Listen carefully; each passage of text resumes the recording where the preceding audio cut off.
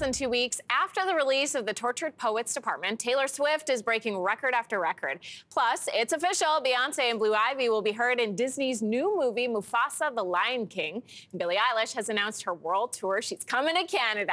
With details on all of this and more, the one and only Shannon Burns of iHeartRadio is here this morning. Great to have you. Good morning. Okay, so let's start first with Billie Eilish. This is brand new yesterday. She's kicking off her world tour. She is starting in Quebec City. So what more can you tell us about where else she's going? Yeah, so nice that she's kicking it off in Canada. Yeah. It's a nice, fresh show that she'll have. And then right after that, she's going to do 2 shows in Toronto before she makes her way through the States. And then she's also going to do a show in Vancouver. So it's nice. Sometimes you only hear artists maybe doing 1 show in Canada, if that. So the fact that she's doing 4 shows at least, maybe fingers crossed we get some more in there as well. Yeah, very exciting stuff from Billie Eilish. Very exciting. Toronto and Vancouver seeing a lot of shows. I'll give a little shout out to the other provinces. They're also great. So all those stars watching, go to Saskatchewan. They are. They're really great. Taylor Swift's The Tortured Poets Department has set several new records. Before we get into the details, we're going to listen to one of the tracks from the album. And no one here's to blame, but what about your quiet treason?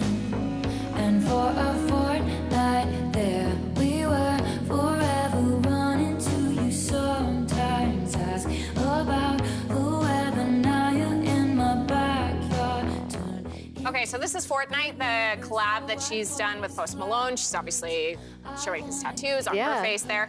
So what are the major records the album has achieved so far? Yeah, so that song is #1 right now on the Billboard chart. But not only that, all 10 songs on the Billboard chart right now are Taylor Swift songs, which is absolutely insane. This has only happened 1 time before, back in 2022. Wasn't it her? It was Taylor Swift that did it, and she was the only artist that had done it until that point. So now she's the only artist that has done this twice. So she's already lapping herself before other artists even have the chance to get there. Also, the album is #1. It's not shocking at all. So now she's tied with Jay-Z for the most amount of #1 albums for a solo artist at 14. So very cool. Doing so much. Swifties are saying that Taylor might include songs from her new album in the Eras Tour, which obviously she's still on. This all because of a recent video she dropped on YouTube that we're looking at now.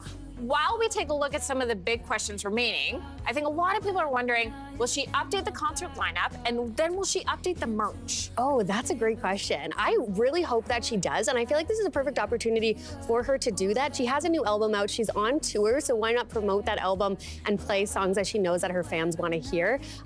Florence and the Machine, they talked about how if they were to come out on stage, it would be a surprise. So that tells us a little bit right there. Also, the footage that we just saw, she's wearing shoes from the Fortnite video, so maybe she's wearing that as a rehearsal to tease something that's coming up. There's been other little things in the background that has fans thinking that that's a possibility. So I'm really hoping, at least her secret songs, maybe she can do those from the new album. Okay.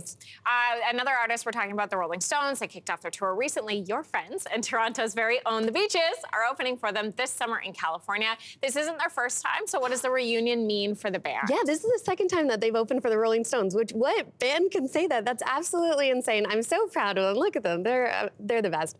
But yeah, they've opened for them back in 2019. So this is going to be a little reunion for them opening for the Rolling Stones. It's going to be taking place in California. The last time was in Ontario. So it's so nice. I'm just glad that they're getting the flowers that they deserve, because they've been grinding and they've been in this band for over a decade now. So they've been really putting in the work. So I'm glad to see that they're getting so much recognition that they deserve. They really are. Shannon, and I can just see how proud you are. So it's great to be able to catch up with them. Thanks for coming in today. Thank you so much.